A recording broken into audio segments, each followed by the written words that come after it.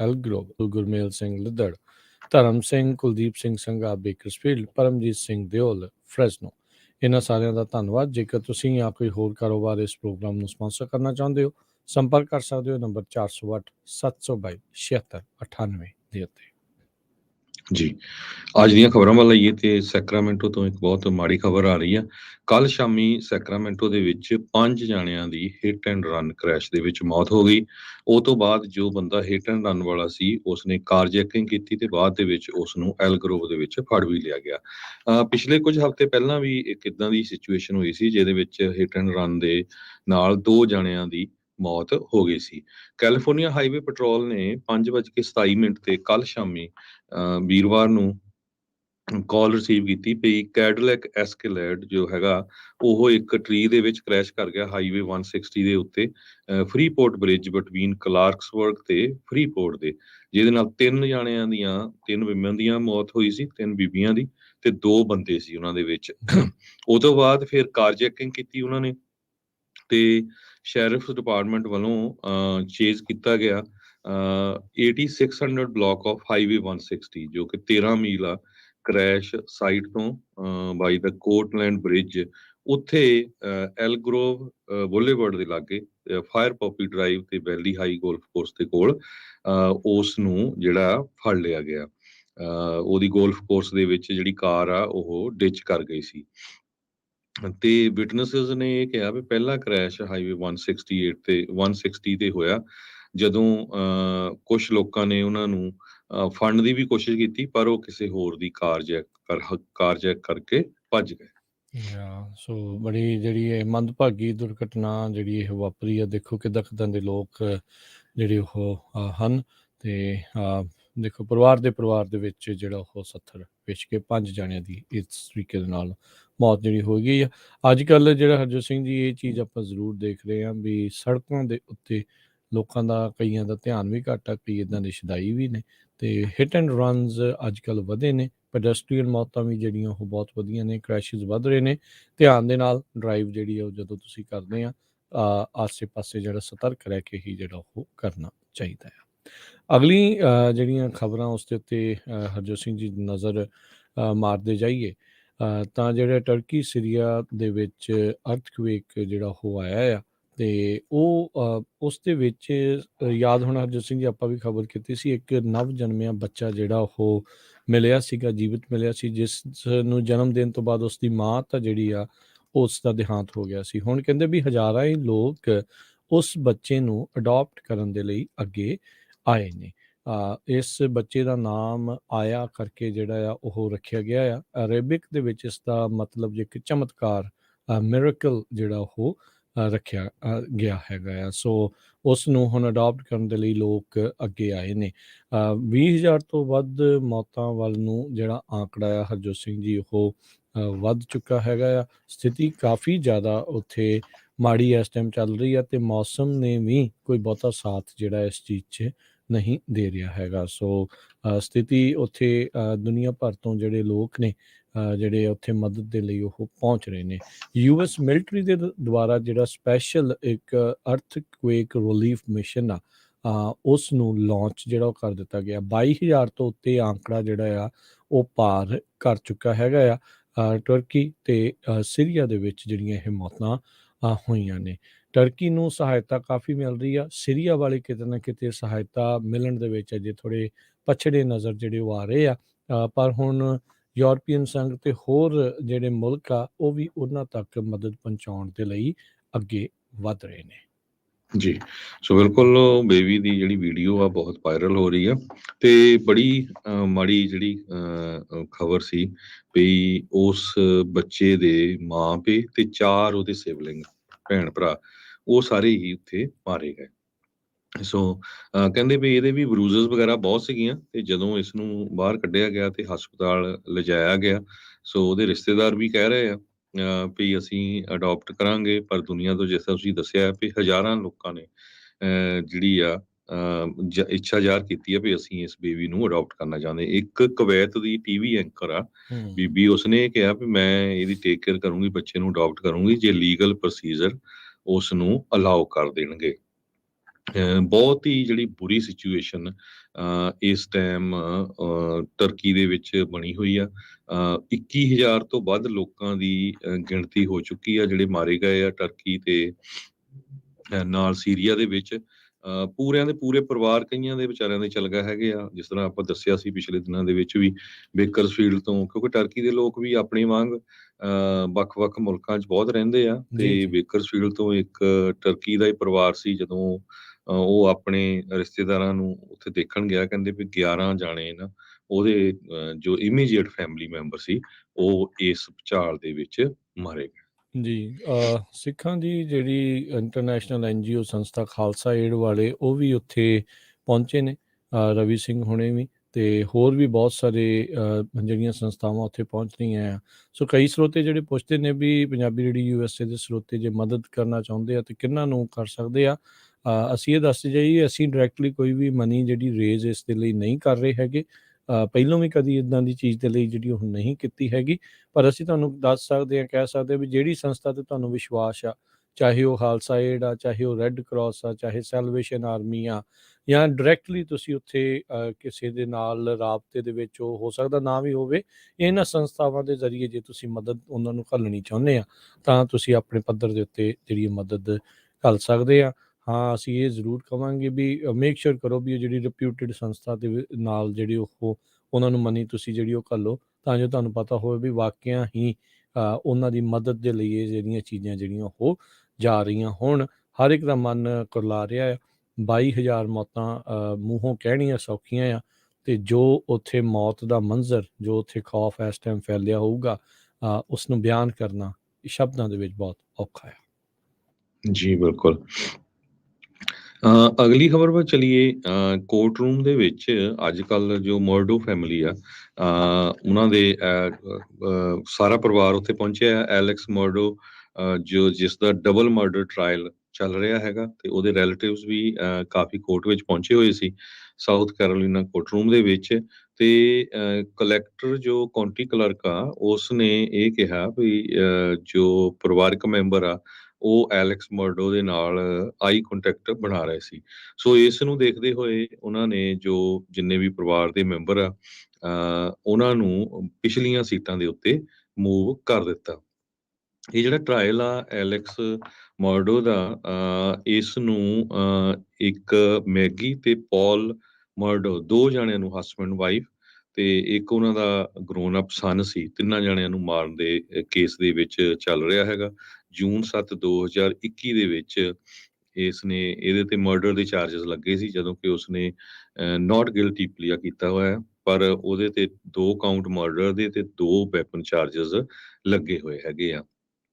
Alex ਮਰਡੋ ਦੀ sister Lynn ਮਰਡੋ ਉਹ ਵੀ ਉੱਥੇ ਪਹੁੰਚੀ ਹੋਈ ਸੀ ਡਿਫੈਂਸ ਟੀਮ ਦੇ ਵਿੱਚ। ਸੋ ਇਹ ਕਾਫੀ ਹਾਈ ਪ੍ਰੋਫਾਈਲ ਕੇਸ ਜਿਹੜਾ ਆ ਚੱਲ ਰਿਹਾ ਹੈ।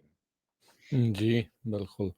ਅਗਲੀ ਜਿਹੜੀ ਹਰਜੋਤ ਸਿੰਘ ਦੀ ਗੱਲ ਕਰਦੇ ਜਾਈਏ, ਕੱਲ ਆਪਾਂ ਜ਼ਿਕਰ ਕਰ ਰਹੇ ਸੀ ਵੀ ਤੇਲ ਦੀਆਂ ਕੀਮਤਾਂ ਮੁੜ ਦੁਬਾਰਾ ਜਿਹੜੀਆਂ ਵਧਣੀਆਂ ਸ਼ੁਰੂ ਹੋਈਆਂ ਆ। ਅੱਜ ਜਿਹੜੀ ਖਬਰ ਆ ਰਹੀ ਆ ਵੀ ਜਿਹੜੀਆਂ ਆਇਲ ਦੀਆਂ ਪ੍ਰਾਈਸਿਸ ਆ ਉਸ ਦੇ ਵਿੱਚ 2% ਵਾਧਾ ਇਹ ਹੋ ਗਿਆ, ਕਿਉਂਕਿ ਰੂਸ ਨੇ ਇਹ ਐਲਾਨ ਕਰ ਦਿੱਤਾ ਹੈ ਵੀ ਜਿਹੜੀ ਆਊਟਪੁੱਟ ਆ, ਤੇਲ ਜਿਹੜਾ ਉਹ ਕੱਢਣ ਦੀ ਜਿਹੜੀ ਸ਼ਮਤਾ ਆ ਉਸ ਨੂੰ ਉਹ ਘਟਾਉਣ ਜਾ ਰਹੇ ਆ, ਘੱਟ ਕਰਨ ਜਾ ਰਹੇ ਆ। ਜਿਹੜੇ 5 ਲੱਖ ਬੈਰਲਸ ਜਿਹੜੇ ਆ ਪਰ ਡੇ ਮਾਰਚ ਮਹੀਨੇ ਦੇ ਵਿੱਚ ਤੇਲ ਕੱਢਣ ਦੀ ਜਿਹੜੀ ਸਪੀਡ ਆ ਉਸ ਨੂੰ ਘਟਾਉਣ ਜਾ ਰਹੇ ਆ। ਇਸ ਦੇ ਨਾਲ ਕਹਿੰਦੇ ਵੀ ਇਹ ਕਿਆਸ ਰਹੀਆਂ ਵੀ ਕੱਚੇ ਤੇਲ ਦੀ ਕੀਮਤਾਂ ਵਿੱਚ 8% ਤੱਕ ਵਾਧਾ ਹੋ ਸਕਦਾ ਆ। ਓਪੈਕ ਦੇ ਜਿਹੜੇ ਸੋਰਸਿਸ ਆ ਉਹ ਕਹਿ ਰਹੇ ਆ ਵੀ ਇਸ ਸਾਲ ਦੇ ਵਿੱਚ ਉਹ ਕੱਚੇ ਤੇਲ ਦੀ ਕੀਮਤ ਨੂੰ $100 ਪਰ ਬੈਰਲ ਤੱਕ ਲੈ ਕੇ ਜਾਣਾ ਚਾਹੁੰਦੇ ਆ, ਜੋ ਕਿ ਇਸ ਟਾਈਮ ਆਪਣੇ ਅਮਰੀਕਾ ਦੇ ਵਿੱਚ ਜੇ ਗੱਲ ਕਰਦੇ ਜਾਈਏ, ਆਪਾਂ ਕੱਲ ਵੀ ਦੱਸਿਆ ਸੀਗਾ ਵੀ 75-80 ਦੇ ਦਰਮਿਆਨ ਜਿਹੜਾ ਉਹ ਚੱਲ ਰਿਹਾ। ਅਜੇ ਵੀ ਜਿਹੜਾ ਆ $80 ਪਰ ਬੈਰਲ ਦੇ ਉੱਤੇ ਇਹ ਪ੍ਰਾਈਸਿਸ ਜਿਹੜੀਆਂ ਉਹ ਚੱਲ ਰਹੀਆਂ ਨੇ। ਸੋ ਆਉਣ ਵਾਲੇ ਦਿਨਾਂ ਦੇ ਵਿੱਚ ਤੇਲ ਦੀਆਂ ਕੀਮਤਾਂ ਹੋਰ ਦੁਬਾਰਾ ਜਿਹੜੀਆਂ ਉਹ ਵੱਧ ਸਕਦੀਆਂ ਹੈਗੀਆਂ ਆ। ਸੋ ਜਿਹੜੇ ਬ੍ਰੈਂਟ ਕਰੂਡ ਆਇਲ ਫਿਊਚਰਸ ਆ ਉਹ ਤਕਰੀਬਨ 2.5% ਉਹ ਇਸ ਟਾਈਮ ਵੱਧ ਚੁੱਕਾ ਹੈਗਾ ਆ। ਫਿਊਚਰਸ ਜਿਹੜੇ ਉਹ $86 ਦੇ ਉੱਤੇ ਇਹ ਹਰਜੋਤ ਸਿੰਘ ਜੀ ਪਹੁੰਚ ਚੁੱਕੇ ਨੇ। ਸੋ ਇਹ ਤੇਲ ਦੀਆਂ ਕੀਮਤਾਂ ਦੇ ਵਿੱਚ ਇੱਕ ਵਾਰੀ ਫੇਰ ਵਾਧੇ ਹੋਣ ਵੱਲ ਨੂੰ ਜਿਹੜੇ ਇਸ਼ਾਰੇ ਆ ਉਹ ਆ ਰਹੇ ਨੇ। ਜੀ ਬਿਲਕੁਲ। ਰਸ਼ੀਆ ਨੇ ਇਹ ਕਿਹਾ ਕਿ ਉਹ ਕਰੂਡ ਆਇਲ ਦੀ ਪ੍ਰੋਡਕਸ਼ਨ ਮਾਰਚ ਮਹੀਨੇ ਦੇ ਵਿੱਚ 5 ਲੱਖ ਬੈਰਲ ਪਰ ਡੇ ਦੇ ਹਿਸਾਬ ਨਾਲ ਘਟਾ ਦੇਵੇਗਾ। ਤੇ ਇਹ ਉੱਥੇ ਦੇ ਡਿਪਟੀ ਪ੍ਰਾਈਮ ਮਿਨਿਸਟਰ ਅਲੈਗਜ਼ੈਂਡਰ ਨੋਵਕ ਉਹਨਾਂ ਨੇ ਇਹ ਦੱਸਿਆ ਆ। ਵੈਸਟਰਨ ਨੇਸ਼ਨਸ ਨੇ ਕਾਫੀ ਜ਼ਿਆਦਾ ਰਿਸਟ੍ਰਿਕਸ਼ਨਸ ਰਸ਼ੀਆ ਦੇ ਉੱਤੇ ਲਾਈਆਂ ਆ, ਪਰ ਕੁਛ ਕੁ ਮੁਲਕ ਜਿੱਦਾਂ ਇੰਡੀਆ ਆ ਉਹ ਆਪਾਂ ਦੇਖਿਆ ਵੀ ਉਹਨਾਂ ਤੋਂ ਤੇਲ ਬਾਈ ਕਰ ਰਹੇ ਹੈਗੇ ਰਸ਼ੀਆ ਤੋਂ, ਤੇ ਹੋਰ ਮੁਲਕਾਂ ਨੂੰ ਵੀ ਵੇਚ ਰਹੇ ਆ, ਜਿਹਦੇ ਕਰਕੇ ਕਾਫੀ ਜਿਹੜੇ ਸਾਡਾ ਮੁਲਕ ਅਮਰੀਕਾ ਦੇ ਇੰਡੀਆ ਦੇ ਵਿੱਚ ਵੀ ਬੈਕ ਸਾਈਡ ਦੇ ਉੱਤੇ ਕਾਫੀ ਇਹਨਾਂ ਨੂੰ ਗੁੱਸਾ ਵੀ ਹੈਗਾ ਆ ਵੀ ਜਦੋਂ ਇੰਨੇ ਮੁਲਕਾਂ ਨੇ ਉਹਨਾਂ ਦੇ ਉੱਤੇ ਰਿਸਟ੍ਰਿਕਸ਼ਨ ਲਾਈਆਂ ਆ ਤੇ ਇਹ ਇੰਡੀਆ ਵਾਲੇ ਕਾਹਤੇ ਇਦਾਂ ਦਾ ਕੰਮ ਕਰ ਰਹੇ ਆ। ਸੋ ਬਹੁਤ ਸਾਰੇ ਲੋਕ ਜੋ ਪਿਛਲੇ ਦਿਨਾਂ ਦੇ ਵਿੱਚ BBC ਦੀ ਡਾਕੂਮੈਂਟਰੀ ਆਈ ਸੀ ਜਿਸ ਟਾਈਮ ਦੇ ਉੱਤੇ ਮੋਦੀ ਸਾਹਿਬ ਚੀਫ ਮਿਨਿਸਟਰ ਸੀਗੇ ਗੁਜਰਾਤ ਦੇ, ਤੇ ਹੁਣ ਅਡਾਨੀ ਦੀਆਂ ਜੋ ਆਈਆਂ ਸੀਗੀਆਂ ਜੋ ਕੰਪਨੀ ਵੱਲੋਂ ਰਿਪੋਰਟ ਤਿਆਰ ਕੀਤੀ ਗਈ ਸੀ ਜਿਹਦੇ ਨਾਲ ਉਹਦਾ ਮਹਿਲ ਇੱਕ ਤਰ੍ਹਾਂ ਨਾਲ ਥੱਲੇ ਡਿੱਗਿਆ, ਤੇ ਉਹ ਕਹਿੰਦੇ ਵੀ ਹੋ ਸਕਦਾ ਇਹ ਵੀ ਉਹਨਾਂ ਨਾਲ ਹੀ ਰਿਲੇਟਡ ਹੈਗਾ। ਜੀ ਜੀ। ਅਬੋਰਸ਼ਨ ਪਿਲ ਨੂੰ ਲੈ ਕੇ ਇੱਕ ਲਾਸੂਟ ਜਿਹੜਾ ਚੱਲ ਰਿਹਾ ਸੀ, ਮਾਈਫ ਪ੍ਰਿਸਟੋਨ ਜਿਹੜੀ ਇੱਕ ਅਬੋਰਸ਼ਨ ਪਿਲ ਆ ਉਸ ਦੇ ਉੱਤੇ ਜੱਜ ਨੇ ਜਿਹੜੀ ਡੈਡਲਾਈਨ ਆ ਉਸ ਨੂੰ ਐਕਸਟੈਂਡ ਕਰ ਦਿੱਤਾ ਆ। ਇਹ ਲਾਸੂਟ ਜਿਹੜਾ ਇਹ ਚੱਲ ਰਿਹਾ ਸੀਗਾ ਵੀ ਇਸ ਪਿਲ ਨੂੰ ਵਾਪਸ ਲੈ ਲਿਆ ਜਾਵੇ, ਤੇ ਜਿਹੜੇ ਜੱਜ ਮੈਥਿਊ ਨੇ ਉਹਨਾਂ ਨੇ ਇਸ ਦੀ ਡੈਡਲਾਈਨ ਨੂੰ ਵਧਾ ਕੇ 24 ਫਰਵਰੀ ਤੱਕ ਅੱਗੇ ਪਾ ਦਿੱਤਾ ਹੈਗਾ ਆ। ਅਲਾਇੰਸ ਫਾਰ ਹਿਪੋਕ੍ਰੈਟਿਕ ਮੈਡੀਸਨ, ਇਹ ਜਿਹੜੀ ਇੱਕ ਫਿਜ਼ੀਸ਼ੀਅਨਸ ਦੀ ਕੋਲੀਸ਼ਨ ਆ ਜਿਹੜੀ ਅਬੋਰਸ਼ਨ ਦੇ ਉਲਟ ਆ, ਉਹਨਾਂ ਨੇ FDA ਦੇ ਉੱਤੇ ਲਾਸੂਟ ਦਰਜ ਕੀਤਾ ਸੀਗਾ ਨਵੰਬਰ ਮਹੀਨੇ 'ਚ ਵੀ ਜਿਹੜੇ ਪਿਛਲੇ 2 ਦਹਾਕਿਆਂ ਤੋਂ ਜਿਹੜਾ ਅਪਰੂਵਲ ਕੀਤਾ ਹੋਇਆ ਹੈ ਇਸ ਪਿਲ ਦਾ ਉਸ ਨੂੰ ਵਾਪਸ ਲੈ ਲਿਆ ਜਾਵੇ। ਇਹ abortion right group NARAL pro choice America ਉਹਨਾਂ ਨੇ ਇੱਕ ਐਨਾਲਿਸਿਸ ਪਬਲਿਸ਼ ਕੀਤਾ ਸੀਗਾ ਜਿਸ ਦੇ ਵਿੱਚ ਕਿਹਾ ਆ ਕਹਿੰਦੇ ਆ ਵੀ ਜਿਹੜੇ 40 ਮਿਲੀਅਨ ਔਰਤਾਂ ਆ ਉਹ ਅਬੋਰਸ਼ਨ ਪਿਲ ਦਾ ਐਕਸੈਸ ਆ ਉਹ ਲੂਜ਼ ਕਰ ਜਾਂਦੀ ਆ ਜੇ ਇਸ ਪਿਲ ਨੂੰ ਵਾਪਸ ਲੈ ਲਿਆ ਜਾਂਦਾ ਆ। ਸੋ ਇੱਕ ਪਾਸੇ ਐਂਟੀ ਅਬੋਰਸ਼ਨ ਨੇ, ਇੱਕ ਪਾਸੇ ਅਬੋਰਸ਼ਨ ਪ੍ਰੋ ਅਬੋਰਸ਼ਨ ਵਾਲੇ ਜਿਹੜੇ ਨੇ ਉਹਨਾਂ ਦਾ ਜਿਹੜਾ ਮਸਲਾ ਇਸ ਟਾਈਮ ਅਦਾਲਤਾਂ ਦੇ ਵਿੱਚ ਚੱਲ ਰਿਹਾ ਹੈਗਾ ਆ। ਸੋ ਟੈਕਸਸ ਦੇ ਜਿਹੜੇ ਫੈਡਰਲ ਜੱਜ ਆ ਉਹਨਾਂ ਨੇ ਹੁਣ 24 ਫਰਵਰੀ ਤੱਕ ਇਸ ਲਾਸੂਟ ਦੀ ਤਰੀਕ ਆ ਅੱਗੇ ਪਾ ਦਿੱਤੀ ਹੈਗੀ ਆ। ਸੋ ਹੁਣ ਕਹਿੰਦੇ ਵੀ ਐਂਟੀ ਅਬੋਰਸ਼ਨ ਫਿਜ਼ੀਸ਼ੀਅਨਸ ਜਿਨ੍ਹਾਂ ਨੇ ਇਹ ਲਾਸੂਟ ਦਰਜ ਕਰਵਾਇਆ ਸੀਗਾ ਉਹਨਾਂ ਨੂੰ ਇਸ ਦਾ ਜਵਾਬ ਦੇਣ ਦੇ ਲਈ 24 ਫਰਵਰੀ ਤੱਕ ਜਵਾਬ ਦੇਣ ਦੇ ਲਈ ਜਿਹੜੀ ਤਰੀਕ ਆ ਉਹ ਪਾ ਦਿੱਤੀ ਹੈਗੀ ਆ।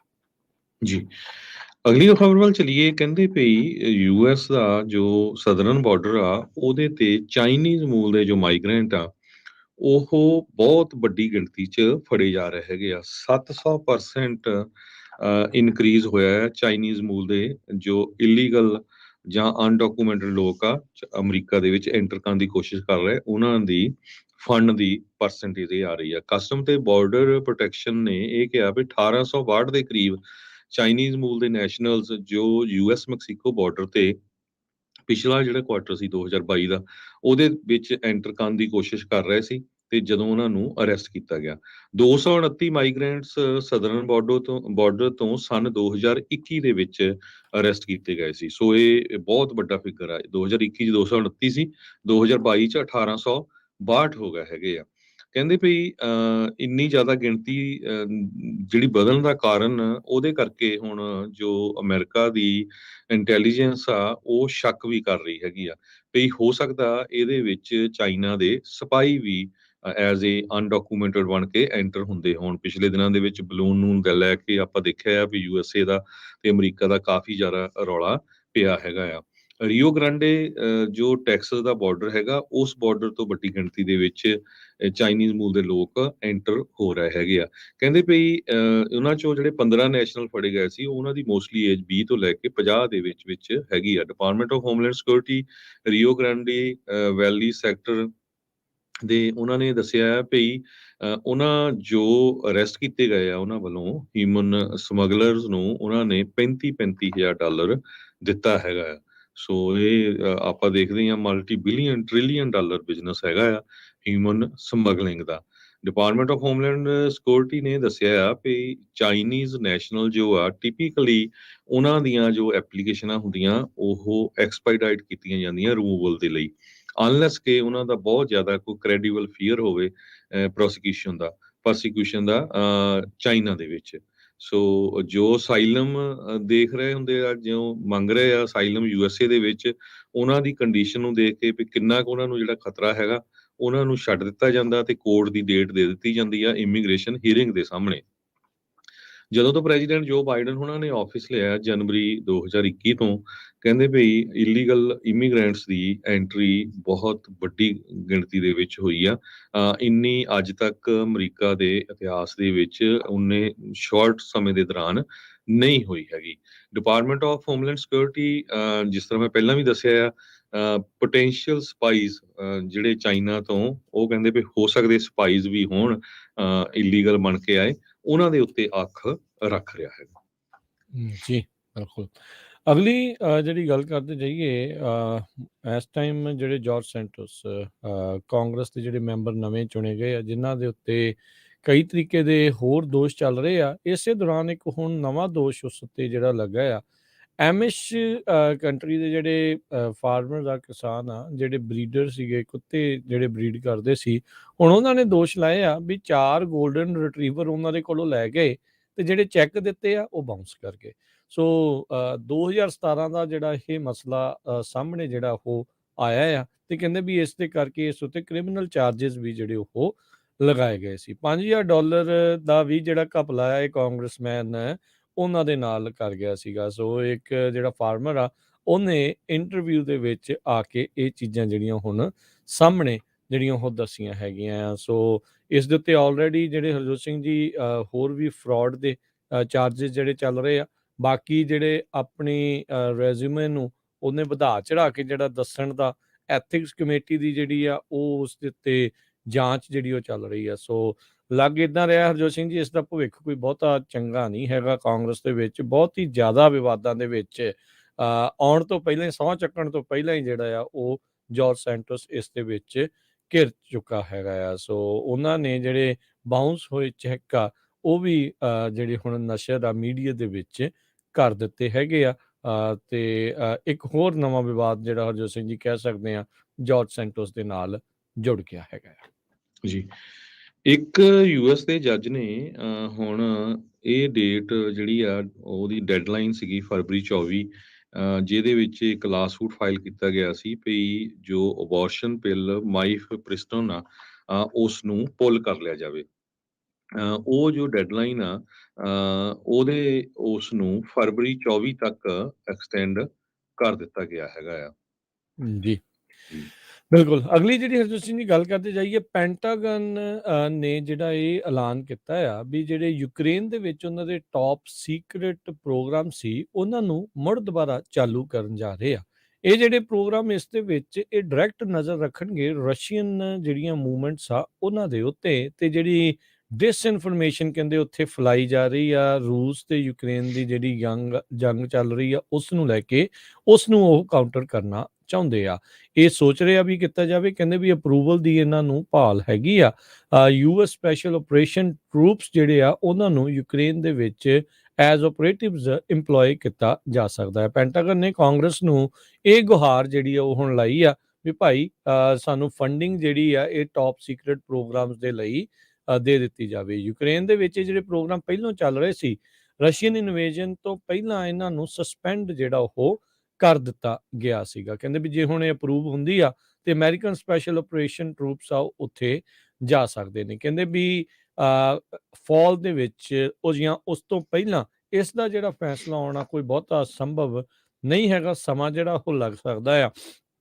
ਤੇ ਹੁਣ ਜੋ ਹਰਜੋਤ ਸਿੰਘ ਜੀ ਇਸ ਟਾਈਮ, ਕਿਉਂਕਿ ਸਾਲ ਹੋਣ ਨੂੰ ਆ ਗਿਆ ਆ ਪੂਰਾ, ਵੀ ਯੂਕਰੇਨ ਦੇ ਉੱਤੇ ਹਮਲਾ ਕੀਤਿਆਂ ਨੂੰ ਰੂਸ ਨੇ ਜਿਹੜਾ ਉਹ ਕੀਤਾ ਆ, ਤੇ ਹੋ ਸਕਦਾ ਆ ਵੀ ਅਮਰੀਕਾ ਦੇ ਵਿੱਚ ਕਾਂਗਰਸ ਇਸ ਨੂੰ ਅਪਰੂਵਲ ਵੀ ਜਿਹੜਾ ਉਹ ਦੇ ਦੇਵੇ। ਸੋ ਇਹ ਹੁਣ ਦੇਖਦੇ ਕੀ ਹੁੰਦਾ ਆ। ਪਰ ਪੈਂਟਾਗਨ ਆਪਣੇ ਜਿਹੜੇ ਅਬਜ਼ਰਵਰਸ ਆ ਤੇ ਸਪੈਸ਼ਲ ਫੋਰਸਿਸ ਆ, ਉਹਨਾਂ ਨੂੰ ਉੱਥੇ ਘੱਲ ਕੇ ਰੂਸ ਦੇ ਉੱਤੇ ਸਿੱਧੀ ਨਜ਼ਰ ਜਿਹੜੀ ਆ ਉੱਥੋਂ ਰੱਖਣ ਦੀ ਕੋਸ਼ਿਸ਼ ਆ ਉਹ ਕਰਨਾ ਚਾਹੁੰਦੇ ਆ।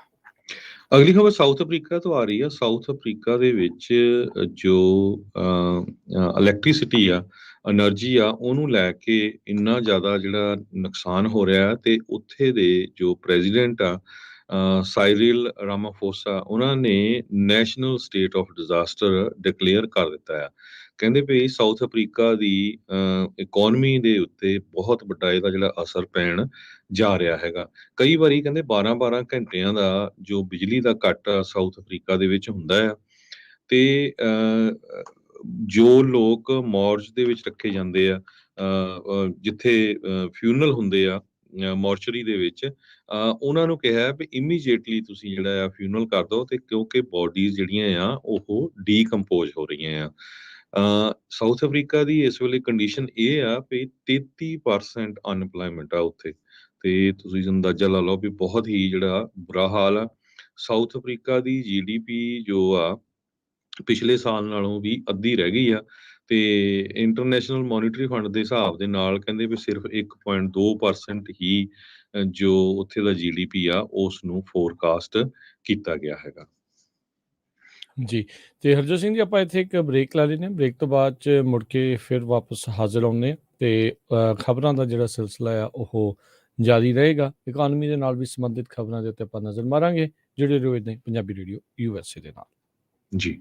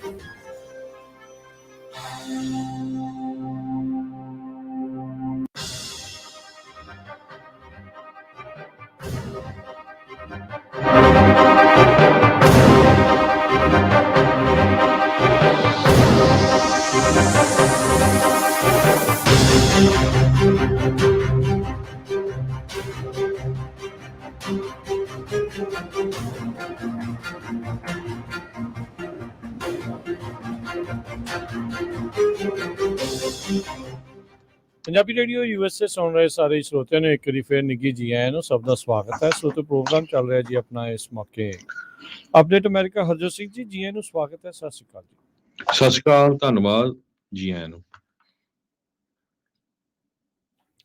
ਅਗਲੀਆਂ ਜਿਹੜੀਆਂ ਖਬਰਾਂ ਉਸ ਦੇ ਉੱਤੇ ਨਜ਼ਰ ਆਪਾਂ ਮਾਰਦੇ ਜਾਈਏ ਤਾਂ ਇਸ ਟਾਈਮ ਜਿਹੜਾ ਹਰਜੋਤ ਸਿੰਘ ਜੀ ਜਿਹੜੀ ਇਕੋਨਮੀ ਨੂੰ ਲੈ ਕੇ ਚਰਚਾਵਾਂ ਜਿਹੜੀਆਂ ਉਹ ਚੱਲ ਰਹੀਆਂ ਆ।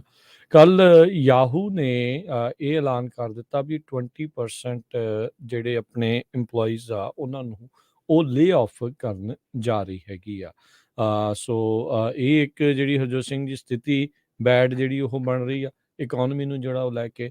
ਉੱਤੋਂ ਜਿਹੜੀ ਇੱਕ ਲਿਫਟ ਕੰਪਨੀ ਆ ਜਿਹੜੀ ਰਾਈਡ ਸ਼ੇਅਰਿੰਗ ਕੰਪਨੀ ਆ ਉਹਨਾਂ ਦੇ ਸਟਾਕ 30% ਕੱਲ ਡਿੱਗ ਗਏ। ਉਹਨਾਂ ਨੇ ਇਹ ਕਿਹਾ ਵੀ ਜਿਹੜਾ 1 ਬਿਲੀਅਨ ਦਾ ਸੋਚ ਰਹੇ ਸੀਗੇ ਵੀ ਉਹ ਰੈਵਨਿਊ ਕਰਨਗੇ ਉਸ ਤੋਂ ਕਾਫੀ ਪਿੱਛੇ ਰਹਿ ਗਏ ਆ। ਸੋ ਲਿਫਟ ਤੇ ਜਿਹੜੀ ਊਬਰ ਆ ਇਹ ਦੋਨੋਂ ਹੀ ਅਜਿਹੀਆਂ ਕੰਪਨੀਆਂ ਆ ਜਿਨ੍ਹਾਂ ਨੇ ਅਜੇ ਤੱਕ ਮਾਰਕੀਟ ਦੇ ਵਿੱਚ ਕਹਿ ਲਓ ਵੀ ਜਿਹੜੇ ਪੋਜ਼ਿਟਿਵ ਜਾਂ ਪ੍ਰੋਫਿਟ ਜਿਹੜਾ ਆ ਉਹ ਨਹੀਂ ਗੇਨ ਕੀਤਾ, ਪਰ ਉਹਨਾਂ ਨੇ ਦੂਜੀਆਂ ਇੰਡਸਟਰੀਆਂ ਉਹਨਾਂ ਦਾ ਜ਼ਰੂਰ ਪੱਠਾ ਬਿਠਾ ਦਿੱਤਾ ਸੀਗਾ। ਜੀ ਬਿਲਕੁਲ, ਲੇ ਆਫ ਤੇ ਲੇ ਆਫ ਜੋ ਚੱਲ ਰਹੀ ਹੈ ਟੈਕ ਇੰਡਸਟਰੀ 'ਚ ਹਮੇਸ਼ਾ ਹੀ ਆਪਾਂ ਤੁਹਾਡੇ ਨਾਲ ਖਬਰਾਂ ਸਾਂਝੀਆਂ ਕਰਦੇ ਰਹਿੰਦੇ ਹਾਂ। ਯਾਹੂ ਵਰਗੀ ਕੰਪਨੀ ਦਾ 20% ਆਪਣੇ EMPLOYEES ਨੂੰ ਲੇ ਆਫ ਕਰਨਾ ਇੱਕ ਬਹੁਤ ਵੱਡਾ ਨੰਬਰ ਹੈਗਾ।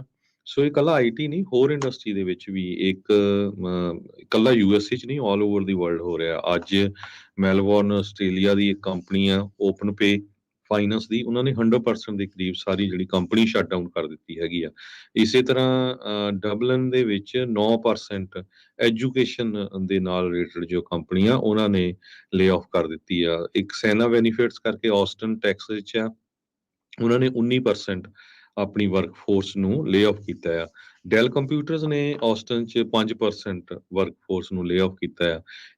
ਇਹ ਅੱਜ ਦੀ ਗੱਲ ਦੱਸ ਰਹੇ ਆ। ਕੱਲ ਵੀ 20 ਦੇ ਕਰੀਬ ਜੋ ਕੰਪਨੀਆਂ ਆ ਉਹਨਾਂ ਨੇ, ਕਿਸੇ ਨੇ 6000, ਕਿਸੇ ਨੇ ਆਸਟਨ 'ਚ 6650 ਲੋਕ ਲੇ ਆਫ ਕੀਤੇ ਗਏ ਆ ਡੈਲ ਕੰਪਿਊਟਰਸ ਵੱਲੋਂ, ਕਿਸੇ ਵੱਲੋਂ 1500। ਸੋ ਹਰ ਰੋਜ਼ 8-10 ਕੰਪਨੀਆਂ ਬਹੁਤ ਵੱਡੀ ਗਿਣਤੀ ਦੇ ਵਿੱਚ ਜੋ ਲੇ ਆਫ ਕਰ ਰਹੀਆਂ ਹੈਗੀਆਂ। ਸੋ ਇਹ ਹੁਣ ਪਤਾ ਨਹੀਂ ਚੱਲ ਰਿਹਾ ਵੀ ਚੱਕਰ ਕੀ ਆ। ਈਵਨ ਦੋ USA ਦੇ ਵਿੱਚ ਜੌਬਸ ਹਜੇ ਬਹੁਤ ਅਵੇਲੇਬਲ ਆ, ਪਰ ਟੈਕ ਇੰਡਸਟਰੀ ਦੇ ਵਿੱਚ ਲੇ ਆਫ ਕਹਿੰਦੇ ਵੀ ਇੱਕ ਤਰ੍ਹਾਂ ਦੇ ਨਾਲ ਅਗਲੀ ਹੈਗਾ ਆ। 297 ਦੇ ਕਰੀਬ ਜੋ ਟੈਕ ਇੰਡਸਟਰੀਜ਼ ਹੈਗੀਆਂ ਆ ਉਹਨਾਂ ਨੇ 1 ਲੱਖ ਤੋਂ ਵੱਧ ਲੋਕਾਂ ਨੂੰ ਲੇ ਆਫ ਕੀਤਾ ਆ ਪਿਛਲੇ ਕੁਝ ਮਹੀਨਿਆਂ ਦੇ ਵਿੱਚ।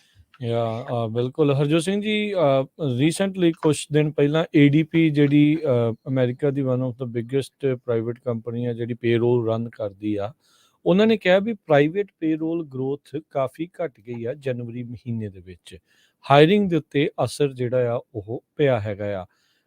ਪਰ ਨਾਲ ਹੀ ਜਿਹੜੀ ਆਪਾਂ ਨੂੰ ਜੌਬ ਰਿਪੋਰਟਸ ਜਿਹੜੀਆਂ ਆਈਆਂ ਸੀਗੀਆਂ ਵੀ 5 ਲੱਖ ਜੌਬਸ ਜਿਹੜੀਆਂ ਉਹ ਇਨਕਰੀਜ਼ ਹੋਈਆਂ ਆ। ਇਹ ਹੋ ਸਕਦਾ ਵੀ ਜਿਹੜੀਆਂ ਮੌਮ ਐਂਡ ਪੌਪ ਸ਼ਾਪਸ ਜਾਂ ਛੋਟੀਆਂ ਜਿਹੜੀਆਂ ਜੌਬਸ ਆ ਜਾਂ ਅਨਇੰਪਲੋਇਮੈਂਟ ਦੇ ਉੱਤੇ ਜਿਹੜੇ ਪਹਿਲਾਂ ਲੋਕ ਸੀਗੇ ਹੁਣ ਇਵੈਂਚੁਅਲੀ ਸਭ ਕੁਝ ਰਨ ਆਊਟ ਕਰ ਰਿਹਾ ਆ, ਤਾਂ ਉਹ ਕਹਿੰਦੇ ਵੀ ਹੁਣ ਤਾਂ ਭਾਈ ਕੰਮ ਕਰਨਾ ਹੀ ਪੈਣਾ ਆ। ਉਸ ਪਾਸੇ ਵੱਲ ਨੂੰ ਜਿਹੜਾ ਉਹ ਜਾ ਰਿਹਾ ਆ।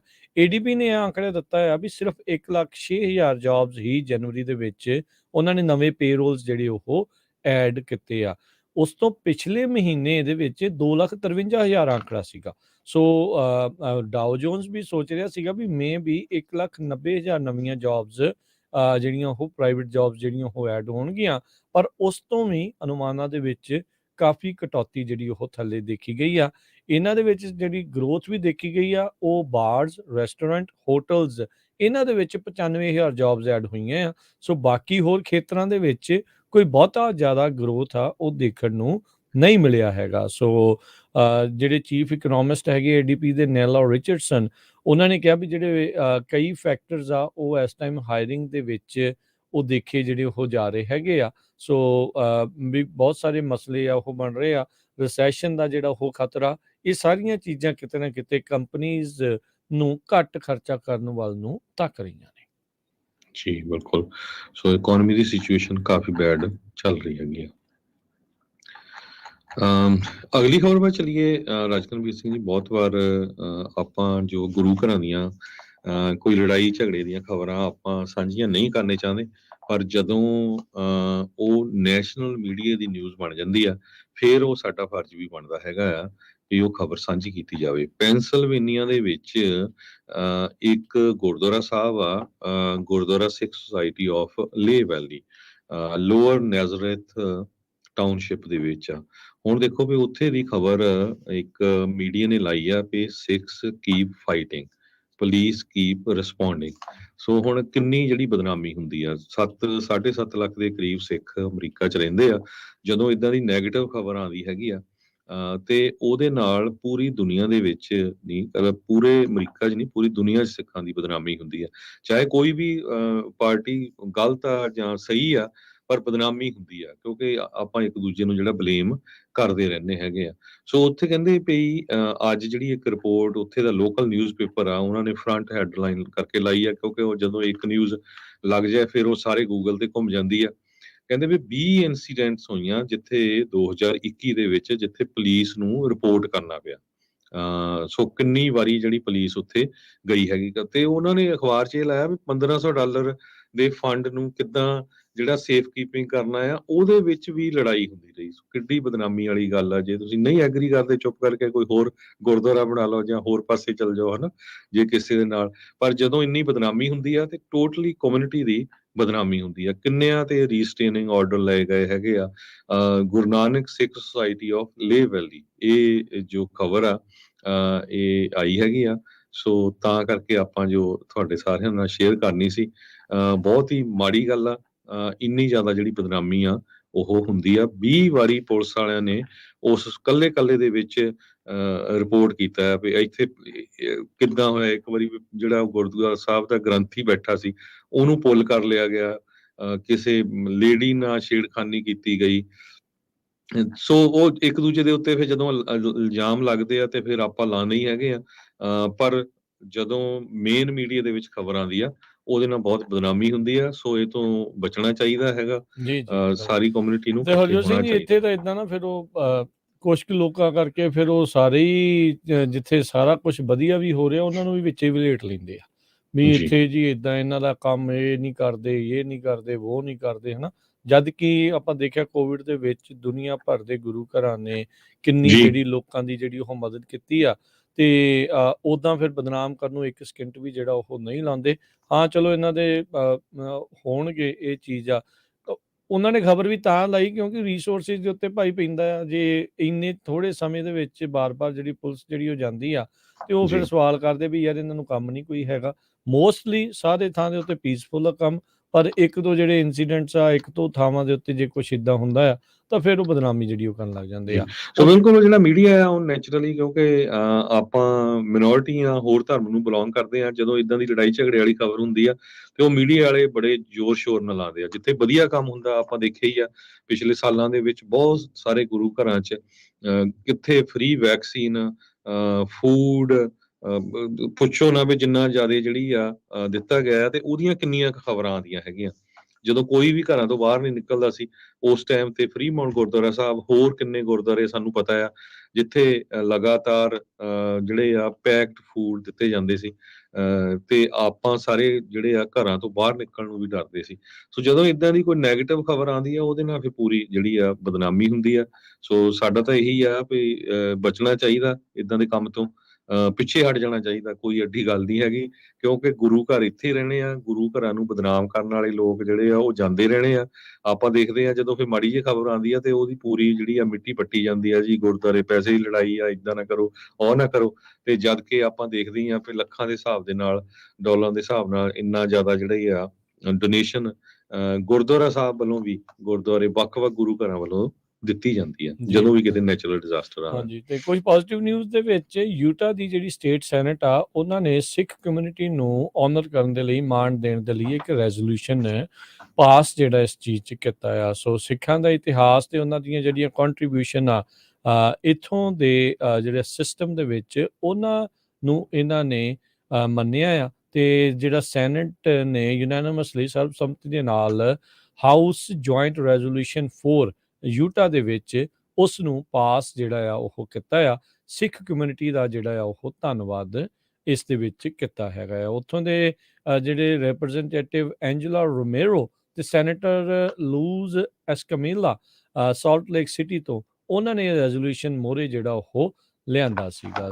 ਜੀ ਸੋ ਸਿੱਖੀ ਨੂੰ ਇੱਕ ਵਾਰੀ ਫੇਰ ਇੱਥੇ ਜਿਹੜਾ ਉਹ ਮਾਣ ਜਿਹੜਾ ਉਹ ਇਹਨਾਂ ਨੇ ਵੀ ਦਿੱਤਾ ਆ। ਸੋ ਕਹਿੰਦੇ ਵੀ ਬੜੇ ਚਿਰ ਤੋਂ ਸਰਵਿਸ ਕਰਦੇ ਆ ਰਹੇ ਇਨਸਾਨੀਅਤ ਦੀ, ਤੇ ਲਵਿੰਗ ਸਰਵਿਸ ਜਿਹੜੀ ਇਹਨਾਂ ਦੀ ਹਿਊਮੈਨਿਟੀ ਵੱਲ ਨੂੰ ਹੈਗੀ ਆ।